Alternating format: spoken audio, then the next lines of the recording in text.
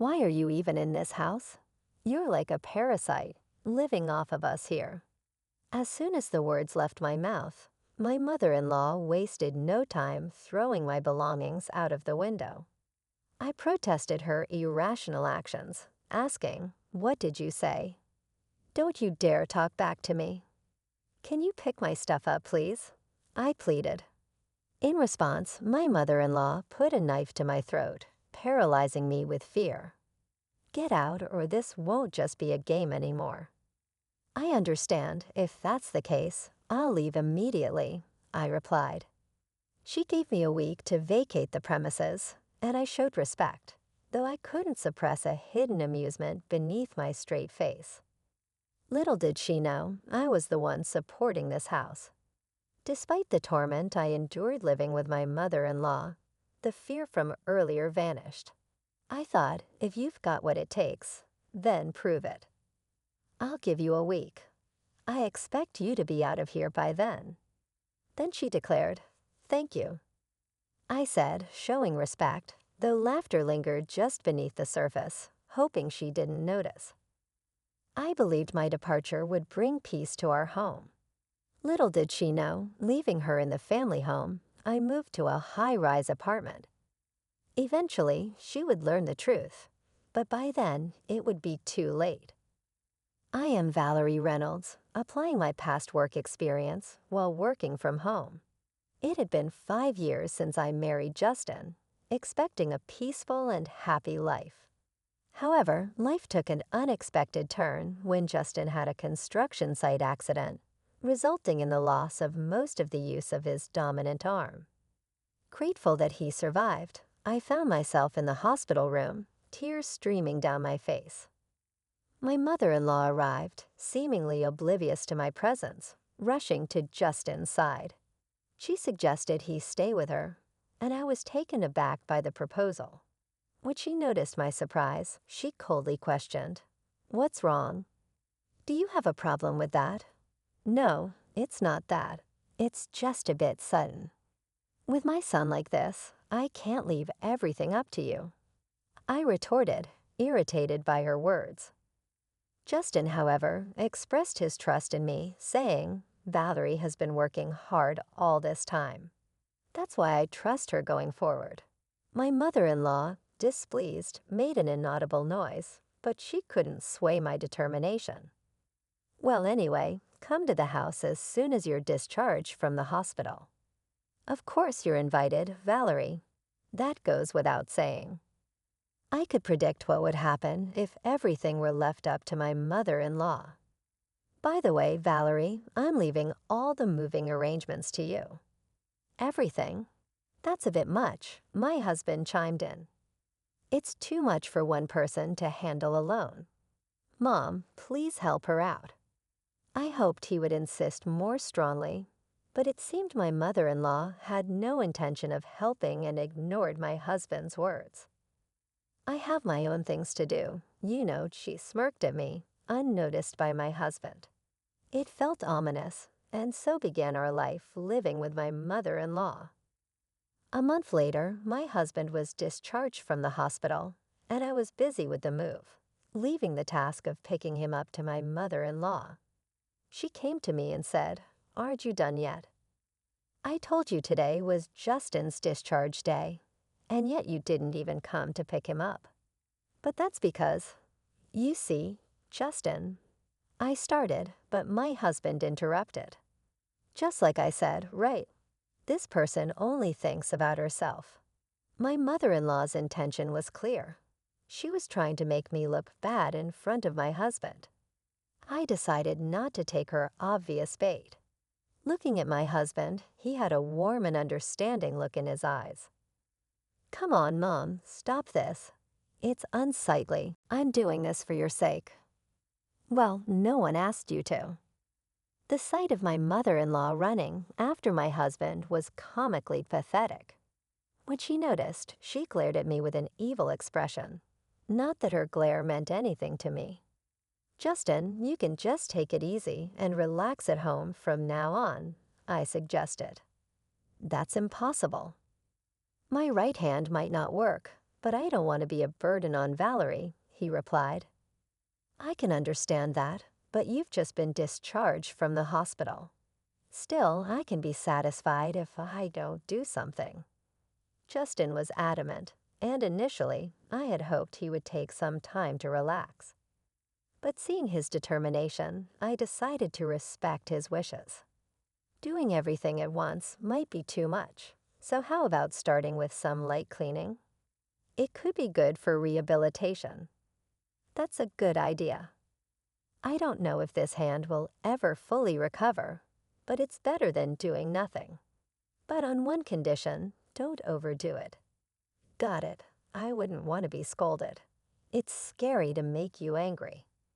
Justin acted as if nothing was wrong, making it clear that he didn't want to make me worry. So I resolved to work even harder for the both of us.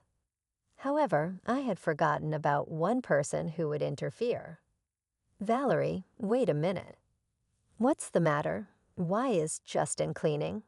You must have forced him to do it, right? Your words are just a front, my mother-in-law accused. She judged things only by what she saw, oblivious to the underlying thoughts and emotions. Dealing with that was a challenge in itself. You were always just cooped up in your room, playing around. Honestly, in such a situation with your husband seriously injured. Actually, I'm working. It's called remote work these days. I've had enough of that excuse. It's not an excuse, I replied. Just then, my mother-in-law grabbed a nearby trash can and threw it at me. Luckily, it didn't hit me directly, but the trash went everywhere. I lost the energy to explain things to her further. It was clear from the start that she had no intention of listening. This trash is disgusting. Clean it up yourself, she said, as I sighed and started picking it up. Justin approached me and asked, Hey, what happened? Oh, this is just a small incident, I replied with a forced smile. But Justin seemed to have realized something. He usually appeared calm, but sometimes he was surprisingly perceptive. Did Mom do something? Well. Are you hiding something? Can you be honest with me? Justin was looking at me with a serious expression. Seeing his face, I felt that I couldn't lie. So I told him what had happened. Got it. I'll talk to Mom about this. Oh, it's fine. You really, but it's not okay. I'll talk to her properly. No, but that is. I was happy to get his help, but I was worried about what would come next. In the end, I would be the one blamed. I stared at the ceiling, deep in thought. Night came, and I thought Valerie was just playing around. That's not true. Valerie has been working hard, even my share. Then why were you cleaning? I offered to do it. I can't just sit around doing nothing at home. But you just got out of the hospital. I know my own body best. Justin's stern words silenced his mother. She might not have expected her son to speak to her like that. But if she really does think that she's above such things, she's just arrogant. I hoped that this would calm her down a bit. That day, Justin went out for rehabilitation, leaving me alone with my mother-in-law. As I was working in my room as usual, she showed up. Can we talk? Sorry, can you wait just a bit? About 15 more minutes. No, I can't wait right now. All right, I'm coming. I hurried along and went to the living room, where an unknown woman was waiting for us. Excuse me, who is this? Have a seat first. We'll talk after that. I had no choice but to follow my mother-in-law, but I couldn't grasp the situation. As I was trying to figure it out, the woman started speaking. So this is the one you were talking about, the wife who just plays around without working. Yes, it's true. My mother-in-law was laughing eerily. So you realize that you're an unnecessary presence in this house. What are you talking about? Looking around, I saw them sighing. I didn't understand. Suddenly confronted by a stranger and put down as the target of blame, If I could, I would have left that place in an instant. Don't you understand? Unnecessary people are not needed here. What do you mean? Everyone answers that way. More perplexing questions followed. They kept insisting on how incompetent I was. Enduring such accusations could mentally exhaust anyone. Isn't it time you realize your place be waiting for you? Let's talk again. My mother-in-law and her friend were fooled. In reality, Justin wouldn't be home for another hour. It was just getting good. Speaking of which, who was that woman? I finally asked, a question that had been on my mind. That's Susan, a close friend of mine. She wanted to meet you after hearing about you. It wasn't hard to guess how my mother-in-law had introduced me, probably as a useless wife who does nothing but play around. I pined when my mother-in-law did nothing else but that. So that's the case. Well, Justin will be back a bit later. I'm going back to work now. As I was about to return to my room, she said, "Wait, what do you mean?" Just as I said, he's not coming back yet. You lied, she snapped. You didn't realize. Why do you act like this? I decided to use this opportunity to speak my mind. Any further interference from my mother-in-law would just be a nuisance. Actually, you were the one who started things, right? You called your friend because you can't do anything alone. That's not true. I can handle you fine by myself. Then why don't you try to see if you really can? I deliberately provoked my mother-in-law, thinking this would prompt her to take some action. And as expected, she reacted. If you want to apologize, now is the time. I have no such intention.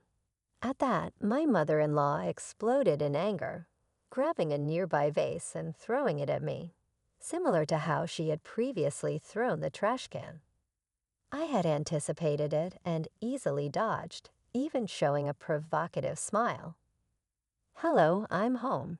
Just then, Justin came back. My mother-in-law was visibly shaken. "Why are you home already?" "It's not time yet." "Oh, sorry, I lied earlier. I was actually on my way back." "Why would you do that?" "Isn't it obvious?" I said, pointing to the shattered vase. I couldn't help but find the situation amusing. Hey, what's this?" "What happened?" "Your mom threw it at me." "What do you mean?" "You know, a lady just came over claiming to be your mom's friend." I told Justin everything that happened. He showed a mix of surprise and anger. "Is that true, Mom?"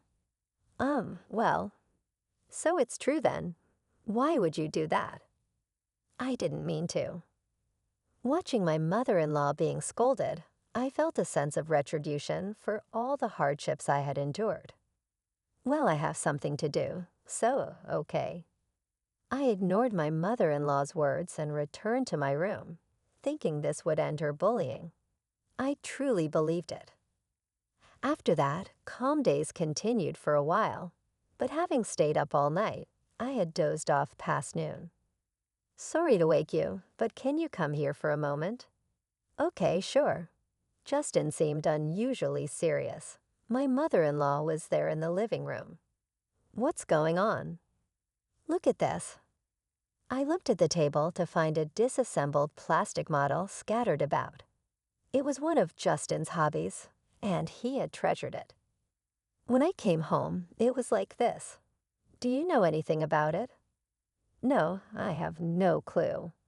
I couldn't think of any reason for it. This plastic model was in my father-in-law's room before, but of course I hadn't been in that room today, nor had I entered it recently. Someone must have broken it for it to be like this. My eyes naturally turned towards my mother-in-law. She was the only suspect. My mother-in-law had a strange, eerie smile on her face, like she was possessed. I understood the situation. Even if someone broke it, I was out. I met Justin on my way back from Susan's place, remember? Yes, but. And then I found this in the room. My mother-in-law was holding the shiny object. Is that an earring? I instinctively checked my own ears. My left earring was missing. I was certain of my suspicions. It was clear, revenge on me for last time. This is yours, isn't it, Mallory? And it looks like only the left one is missing. I took a deep breath. Showing anger now would mean that I would be playing into her hands. Indeed, it's mine, but isn't it premature to conclude that I broke it? Making excuses is so unbecoming. We have evidence still. Anyway, it's broken. Wait a minute. Justin left the room at that moment. My mother-in-law's gaze was fixed on me. The situation made me feel like Justin saw me as a criminal, and I just stood there, stunned. It's a shame. This would have been the end of you if you did it. You set a trap, didn't you? You'll find no evidence anywhere. If only you had followed my advice, this wouldn't have happened. If I explain things to him properly, he'll understand. Will he? Her words became reality. No matter how much I insisted to Justin that it wasn't my fault, he wouldn't take me seriously. Wait, I haven't done anything wrong. Maybe. I get it. He immediately averted his gaze. Laughter echoed from behind us. See, I told you so. What does that matter? It's sad that you don't want to admit defeat. After that, I immersed myself in work. It was almost like escaping from reality. Conversations with Justin became less frequent, and about 2 weeks went by. During this time, my mother-in-law seemed quite pleased with herself. You seem down lately. Is there something troubling you? There's no need for you to worry. Please stop. It's too late for that. Acting tough is useless. On this day, my mother-in-law was in an especially good mood. My feeling of foreboding came true, eventually becoming reality. It happened while I was cleaning the room. Why are you even in this house? You're like a parasite living off of us. What's gotten into you all of a sudden? You always talk back. Such a noisy daughter-in-law. After saying that, she threw my belongings out of the window.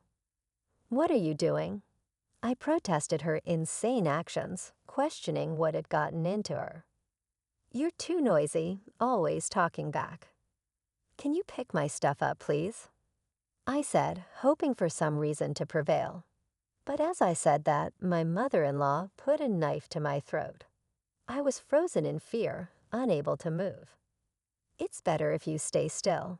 A normal person wouldn't do this. I managed to utter that my mother-in-law was clearly deranged. If you don't leave now, next time it won't be just a joke. I understand. I'll leave. I said, realizing that staying would only drag me further into her madness. You have a week. Leave before then. Thank you. It was evident that staying would only worsen things in her madness. My mother-in-law didn't understand who truly supported this house. She lived comfortably and leisurely thanks to me. Yet she really knew nothing. Pack up quickly, she ordered, and I obliged. A smile formed on my lips as I bowed my head, but I couldn't let her suspect anything. I quickly composed my face. This will bring peace back to our home. I'm so happy, she remarked, but her happiness was short-lived. I couldn't help but think about the true hell awaiting her after. After my mother-in-law had gone to bed, I explained the situation to Justin. I see, so it has come to this. Actually, I have something to tell you too, he said with a serious tone, surprising me. What? Yes, various things. We'll talk about it later. Okay. His serious tone made me raise my voice in surprise, but he assured me we'd discuss it later. 3 days after being told to leave the house by my mother-in-law, I found a new place. Now the promised week was almost up. Well, today's the day of the promise. You understand, right? I asked. Yes, the movers are scheduled to arrive soon, he replied. But when I inquired about Justin's whereabouts, he seemed to have gone out since the morning. Well, never mind. The thought of not having to see your face anymore is enough. I'm going out now. Make sure everything's clean, understood. I told my mother-in-law, smiling though not genuinely. An hour later, the moving company arrived and loaded all my belongings. I contacted Justin. All packed up. Got it. Just make sure you get there safely. Okay, see you later, he said, ending the call. I was excited to think about what would happen when my mother-in-law returned. Finally, the moment of completing the move arrived.